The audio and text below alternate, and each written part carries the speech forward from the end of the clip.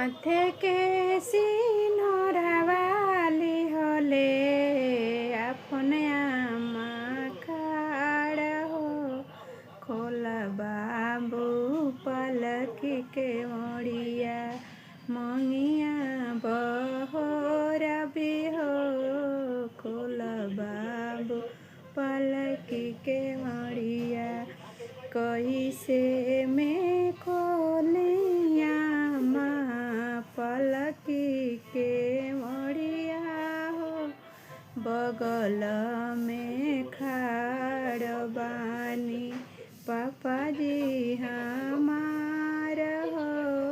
बगल में खाड़ बानी सोने के सिनोरवाली होले अपन भाभी का हो। खोल देवर पलकी के मोड़िया मंगिया बहोर भी हो। खोल बाबू पलकी के मोड़ी कैसे में खोली भाभी पलकी के दिया हो। बगल में खाड़ बानी भैया जी हाँ।